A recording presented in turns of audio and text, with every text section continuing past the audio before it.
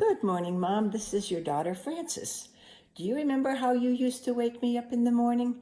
You'd come into my room, you'd knock on the door, you'd come into my room, and you'd say, "Good morning, Mary Sunshine." And then you'd go, "It's time to get up, it's time to get up, it's time to get up in the morning."